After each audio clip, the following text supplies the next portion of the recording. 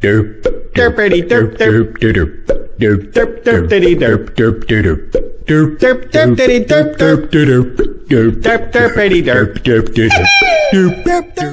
Hello YouTube, Bane666 here. So welcome to episode 2 of Journalistic Derpism. And this episode I've got an article which was linked to me by John the Bemused. Thanks John. And the article is called Hillary Clinton Backlash Tells Us Everything About Britain's Gender Pay Gap. Here we go. Another year, another CMI gender pay gap survey. Once again our research tells a familiar story, that women are paid less than men. Well, isn't it very interesting that they use the word paid and not the word earn?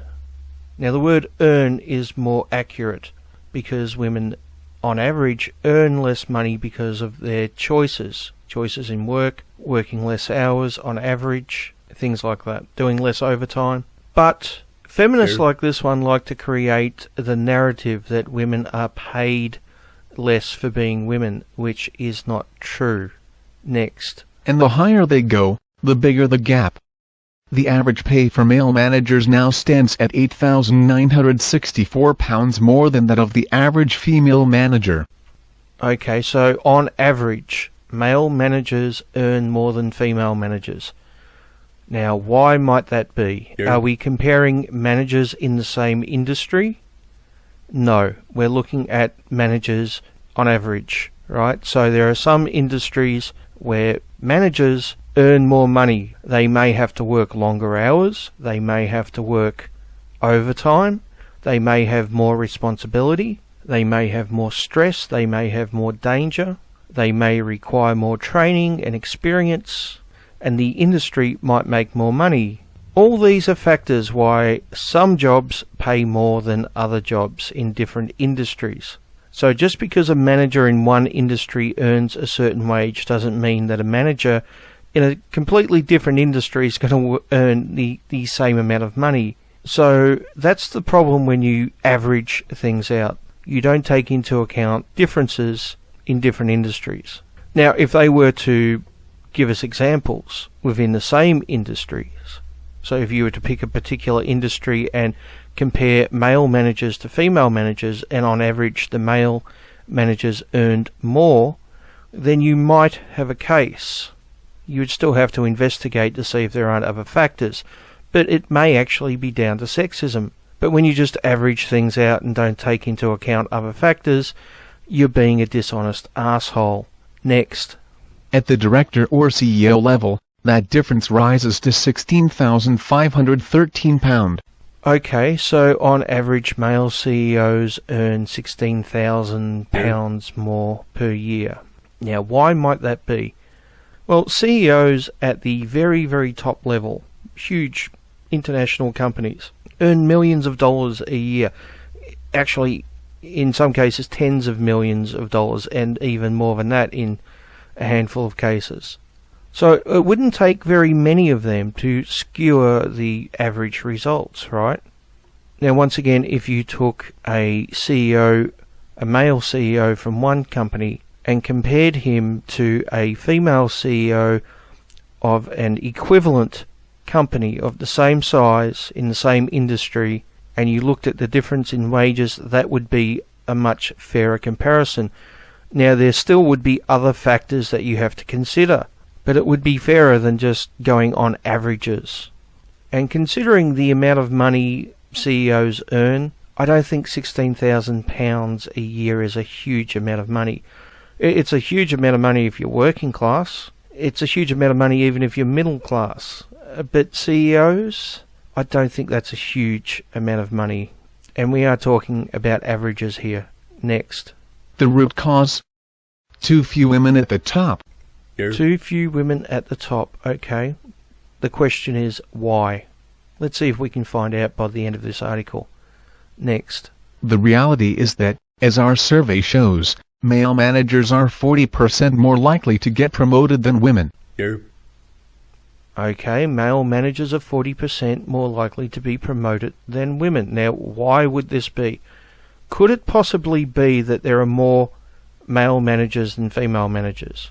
For example, if there is one spot for a promotion and you have 10 people going for that one spot and 3 of them are women and 7 of them are men, then because of the numbers here, because it's a numbers game, a man is more likely to get that position than a woman. Not based on sexism, but based purely on math. So why would there be more male managers than female? Well, one factor, a very, very large factor, would be the fact that women tend to take off time to have children.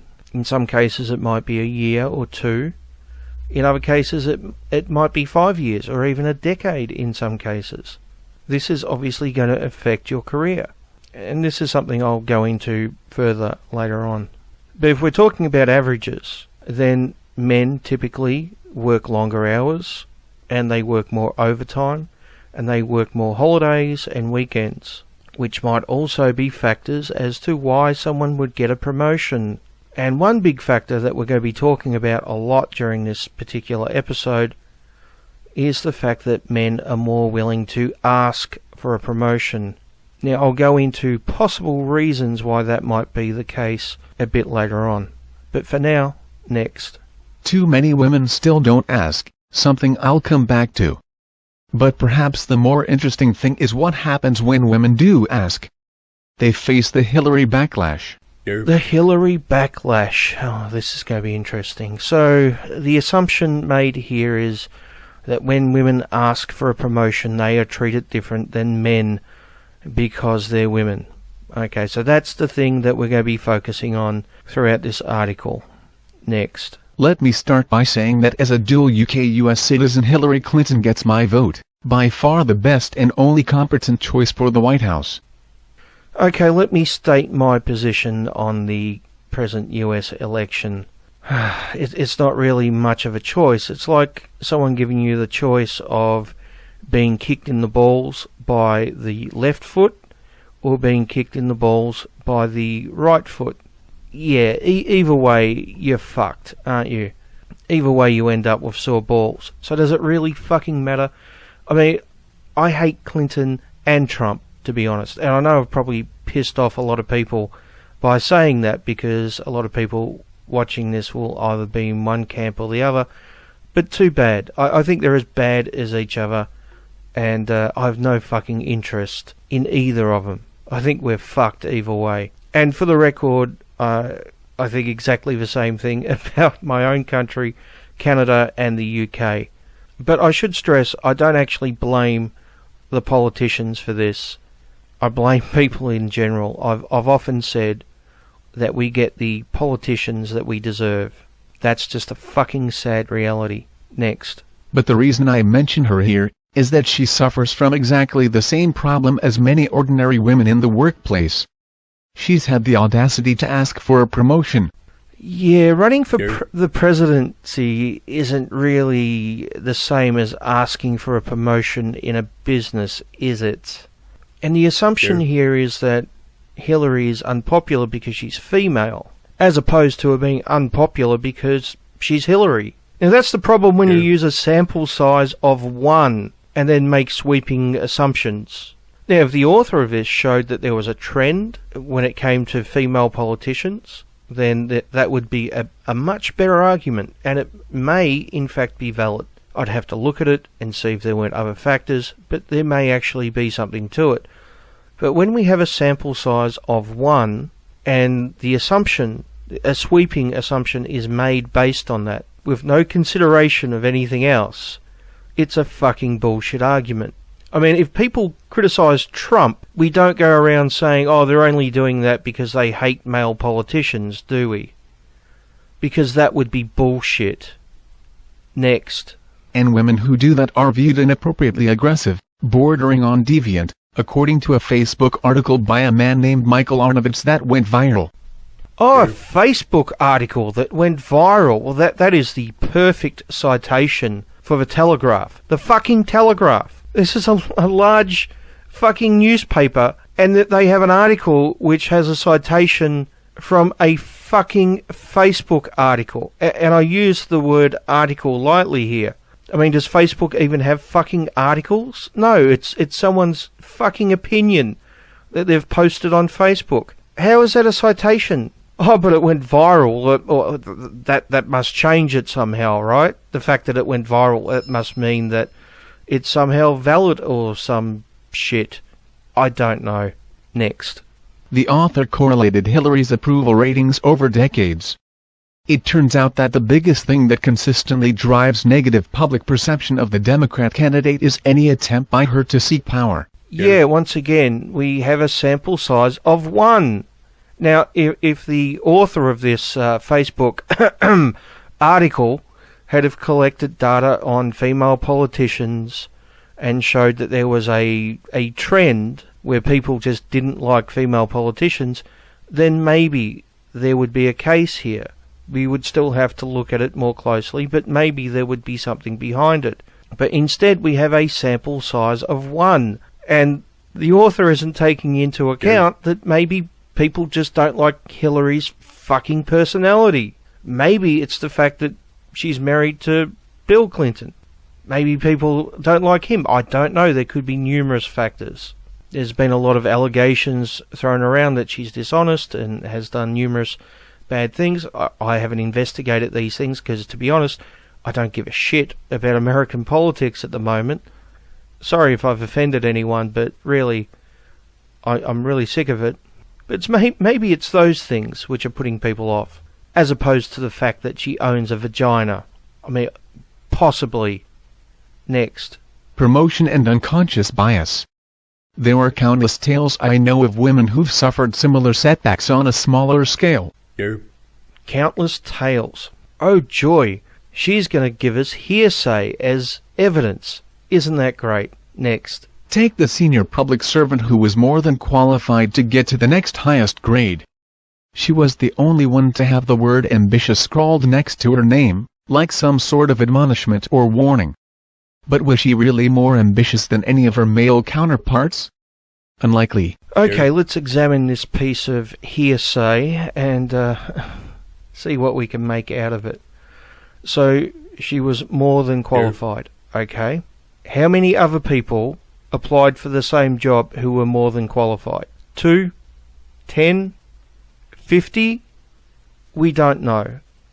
Was the person who got the job in the end more qualified than she was? We don't know. How does she know that the word ambitious was scrawled next to her name? I'm assuming it was done by the people doing the interview, right? So how does she know this factor? We're not told. Why did they write down the word ambitious? Was it done in a negative way or a positive way? Maybe it was done in a positive way, like this woman is ambitious, which is a good thing, it's a positive note, but she still didn't get the job because there was someone more qualified or someone better for the position. Maybe it was done in a negative way, because the word ambitious can be taken a few different ways. I mean, someone can be ambitious and be a hard worker, which would benefit the company, but they could also be ambitious and stab everyone in the back and climb on their corpses to get higher up in the business, which would not necessarily be good for the business.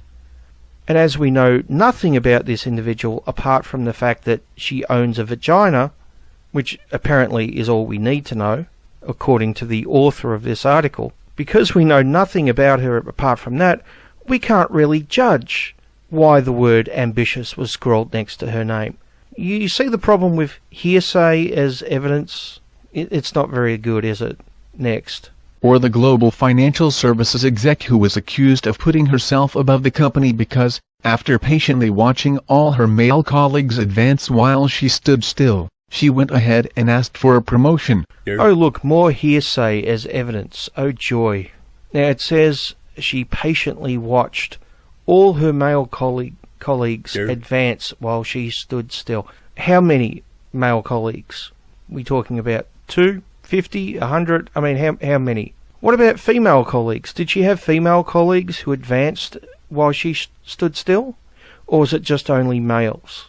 And when she finally went and asked for a promotion, how did she go about it? Well, let's find out. Next. She got it. Along with coaching to tone down her aggressive and selfish behavior. Oh, look at that. She asked for a promotion and she actually got it. And she was told that she was aggressive and selfish. Yeah, maybe she was. I have to wonder, has there ever been a man in the history of business who has asked for a promotion and been called aggressive and selfish? I'm betting there's been more than one, right? And it's not hard to believe that there would be men out there, numerous men, who have asked for promotions and been accused of being aggressive and selfish. And I don't think anyone would be questioning whether they were aggressive or selfish. We just take that for granted, that men can be aggressive and selfish, right? Some men. Yet a single woman is accused of being this, and somehow that's sexism against every woman everywhere, and every woman in the history of mankind is suddenly being judged by this one particular woman. It is really an amazing way of thinking. The assumption, of course, is it all comes down to sexism. That's their assumption about every fucking thing. As opposed to actually thinking maybe there is a particular woman who was aggressive and selfish in business. That couldn't be it, could it? That would be an impossibility, apparently. It's perfectly fine for men to be stereotyped as assholes in business, of course. But no, apparently it's an impossibility for women to be the same. Sure. Okay, next. These examples feature men in the deciding seat, but women are not immune from such bias. Yeah, you're yet to show that it is a bias. You have given us 2 examples, which are hearsay. We're meant to go by your word alone. And with this sample size of 2, apparently we're meant to make a judgment about the entirety of the workforce, without knowing any more details about each individual case. Sounds perfectly legit. Next. An exec from a well-known tech company told me that on asking her female boss for a promotion, she was told she was too pushy. To which she boldly replied, "Do you really think we'd be having this conversation if I were a man?" Once again, hearsay as evidence. We know nothing about the particular woman, apart from the fact that she's got a vagina, which somehow apparently makes her immune from actually being pushy when asking for a promotion. I'm not exactly sure how that works. And the fact that she comes out with, "Do you think we'd be having this conversation if I was a man?" Yeah, because a man asking for a promotion has never been called pushy in the history of mankind, apparently. Now, how this woman knows that, I'm not exactly sure. Maybe she's been present when every single man throughout history has been asking for a promotion, and she knows firsthand that none of them have ever been called pushy. Of course, the other explanation would be that she's just making an assumption based on stereotypes. Of course, men have been accused of being pushy when asking for a promotion. And do you know why? Because those fucking individual men have been pushy, that's why. Next. She got her promotion and addressed the unconscious bias that lies at the core of this issue. Oh, she got the promotion. I wonder if the fact that she brought up, do you really think we'd be having this conversation if I was a man? I wonder if that was a deciding factor. I wonder if her female boss was scared that she was going to be accused of being sexist. And I wonder if that fear maybe helped this woman get the job. But the author of this article isn't going to discuss that, is she? Next. Putting up and shutting up. Rather than risk being branded aggressive and pushy, most women simply put up and shut up. They hope they will somehow get promoted through hard work and sheer competence. Now, I find this very, very interesting. You see, most men learn at an early age that if you're going to get somewhere, then it requires taking risk and being rejected. And what I'm talking about is the dating game, right? Typically, men are the ones who approach women, which means taking a risk, right? Because there's a chance you're going to get rejected. In fact, most of the time you are rejected. Very few men walk up to one woman and have success. And that's it. End of story. Without any rejection whatsoever. It's part of being a man. If you want to be with a woman and date and reproduce and get married and all the rest of it, it's up to you to take that risk. It's up to you to risk being rejected, and it's up to you to deal with that rejection. Now, obviously, some men deal with this better than others, but if we're talking in general terms, then I think men are more used to rejection than women. And it's interesting because the attitudes put forward in this article mirror the dating game pretty much, where men are typically the ones taking the risk, asking for promotions. The author, of course, ignores all the men that get rejected when they ask for promotions. Apparently every man who has ever asked for a promotion has got it, or some shit, right?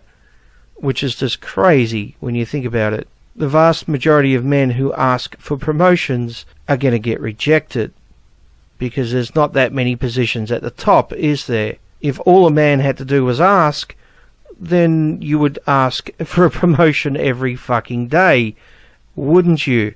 But apparently all the men who take the risk of asking for a promotion and end up getting rejected, apparently they don't matter. It's only the women who matter. The women who ask for a promotion and get rejected, they matter. And the women who don't ask for a promotion and just sit there waiting for it to fall in their lap, apparently they matter too. Now, with risk comes the risk of rejection, of failing, but you also have the chance of success. And if you don't take that chance, you're less likely to succeed.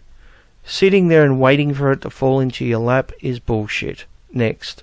But they shouldn't hold their breath because that rarely happens, as our data show. Okay, why should it happen, is the question. If we're talking about promotions to managerial positions, that means you have to have a certain amount of confidence and assertiveness, right? If you are going to be managing people, then you need to be hands-on. You can't just sit back and wait for shit to happen. You have to be proactive. So if someone shows that they're proactive by asking for a promotion, then why shouldn't they have an advantage? Next. The more enlightened employers know it.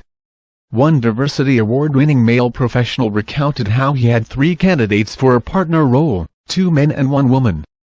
The men were stopping by his desk on a weekly basis, lobbying him why they were clearly the best choice. The woman, who he felt was the most qualified, never said a word. When he asked her why she didn't approach him, she said it was because she didn't want to appear pushy and preferred to let her results speak for themselves.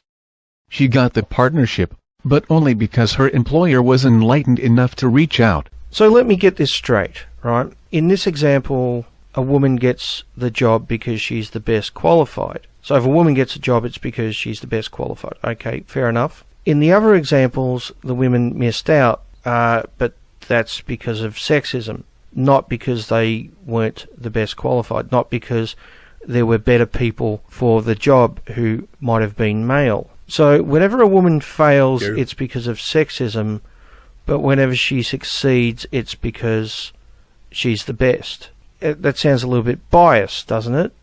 So when a man, for example, succeeds, it's because he has an unfair advantage, in other words, because penis. This, of course, is bullshit. Closing the gap through reporting. Next April will see the introduction of new reporting regulations that will require organizations with 250-plus employees to disclose the pay gap between men and women at every level.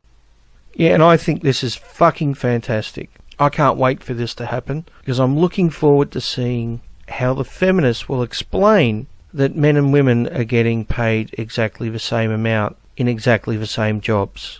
I don't know what excuse they will come up with to try to explain it away, but I'm sure they will come up with something. Next. These regulations will help to expose the extent of the problem.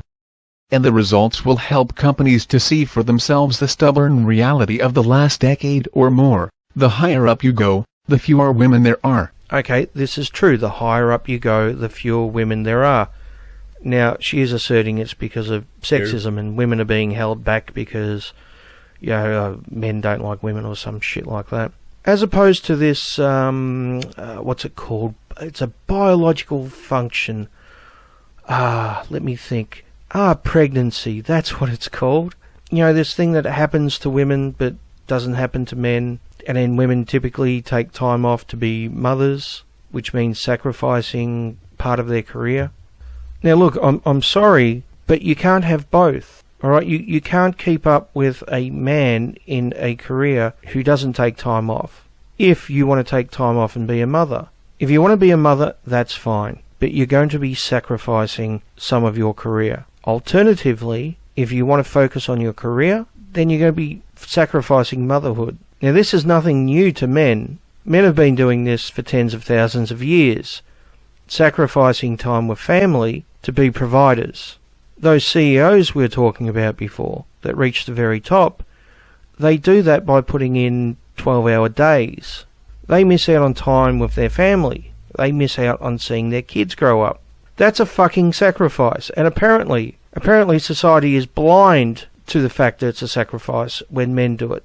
And because we're blind to that sacrifice, we somehow think that women should be able to be mothers and keep up in their careers at the same time. Now, there are some women who can do this, but most can't. Most take off time to be with their kids or sacrifice time with their kids to focus on their career. I'm sorry, but you can't fucking have both. Next. Which brings us back to the promotion problem. Transparency and targets will help employers to recognize the extent of the issue, but unless we go further and address the cultural causes, progress will still be too slow. Look, I'm all for transparency. Targets, though, that's a different thing. If we're talking about quotas, yeah, I'm sorry, but quotas are bullshit. Now, I will admit that there are bound to be some jobs out there, some employers who will be sexist against women and won't give a woman a promotion because she's a woman. I've no doubt that they exist. But at the same time, the opposite is true. There are employers and industries out there which are more likely to promote women because they're women. Now, in my book, both of these are wrong. In my book, someone should get ahead based on their merit, on their ability, on their effort, and their gender should not play a role, which is why I'm against quotas. As opposed to cultural causes, where it really comes down to two factors, doesn't it? The first one is mothers wanting to spend time with their children. For the record, I think that should be their choice. But if they choose to spend time with their children, their careers are going to suffer. And the more time they spend with their children, the more their careers are going to suffer. And that's just too bad. The world doesn't owe you everything. You have to pick one or the other. And like I said before, men have been sacrificing time with their families for fucking tens of thousands of years. And no one's ever given a shit. Now, the other cultural factor is also something I mentioned before, that men, by necessity, are more likely to take risks and deal with rejection than women. I believe this is largely due to the dating game, because men who don't take risks and don't suffer rejection aren't likely to get a girlfriend or a wife or even to get laid. And these factors typically don't apply to women, because typically women are the ones who are approached. So yes, women should take more risk in asking for promotions. And as part of that, they have to learn to suffer rejection when they don't get the promotion, which will be most of the time, just like men in the same boat. Next. So, what can employers do to tackle the female promotion deficit? Start by recognizing it as a problem, and address the behaviors I've outlined above. Implement proactive sponsorship programs for talented women. Okay, so talented women need special help because they're women. Really? Next. Appoint senior execs, most of who will be men, as advocates for women, when promotions come up. Recognize many women's reluctance to put themselves forward and encourage them to do so. And make sure to address underlying practices, such as focusing on face time in the office rather than actual performance outcomes, which get in the way of women wanting to advance. Many firms, PwC and Sodexo among them, are starting to do this and getting better gender balance, employee engagement and business results to boot. Don't demonize women who have the nerve to do what men do naturally, showcase their achievements and ask for promotion, as aggressive, bossy or selfish. Aggressive, bossy, selfish. because men who have asked for promotions have never ever been called those things, right? In the history of mankind, there has never been a single man who has been called aggressive, bossy, or selfish when asking for a promotion. Really. Of course there have been. It happens all the fucking time. But no one gives a shit when a man is labelled as aggressive, bossy, or selfish. These things only matter, apparently, when they're applied to a woman, even though she may be aggressive, bossy, or selfish. But that's the issue here, isn't it? It starts with the assumption that men have the easy ride, with no hassles. No man has ever been rejected when asking for a promotion, apparently. Apparently every man who has ever asked for a promotion has got it straight away, without any rejection. And it's only women who get rejected when they ask for a promotion. And apparently when a woman is aggressive, bossy, or selfish, and she's told that, apparently it's only because she's a woman. When it happens to a man, though, well, you know, that apparently that doesn't count. It only counts when it happens to women. What a fucking joke. Next. Ask yourself, if this was a man, how would I view it? Stop the Hillary backlash. She may just be the best choice. If this was a man, how would I view it? Well, no one would give a shit, because men are expected to deal with rejection, and most men do deal with rejection, sometimes on a daily basis. And that's something that more women need to learn to deal with as well. If you want to be equal with men, then you got to learn to accept rejection like men do. Derp, derp, pretty, derp, derp, derp, derp, derp, derp, pretty, derp.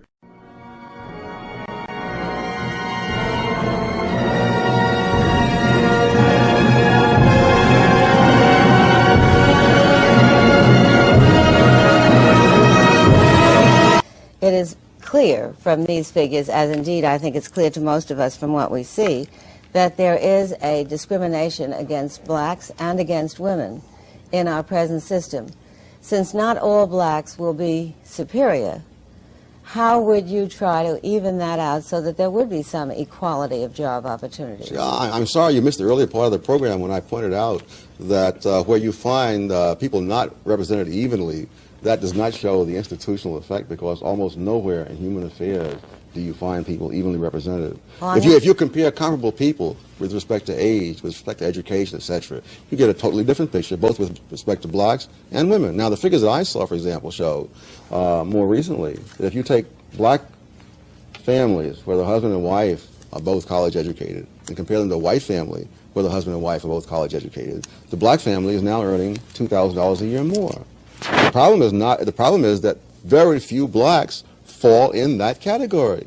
That when you compare category for category, then we're talking about getting people a decent education. I'm saying that you cannot say that numbers collected at the employer's place of business reflect simply the employer's policies. Those numbers reflect underlying conditions in the whole society, just as numbers collected at a hospital do not show you that the people are sick because they're in the hospital. No, I would agree with that, but you would also have to agree that, generally speaking, women are paid less, for example, for the same jobs as men. No, I would not. I would not agree with that. If you're talking about women with the same number of years of experience, with the same continuous service, etc., then when I look at that, I don't find that disparity. I find, for example, in many cases, the women are making more, depending upon how you break the data down. The difference with women is between married women and everybody else.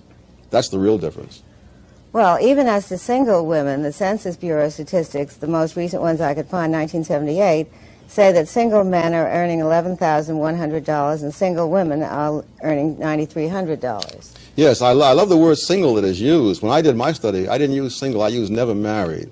You see, a woman who is single at age 40, having spent 10 or 20 years raising children, is really not quite the same as a man of age 40 who's been working continuously for 20 years. And the differential she cited is not that great, so it could easily be accounted for by the Yes, because when I break them down the other way, I did this for the academic world, and there I found the women who are never married, which is the term the way I take it.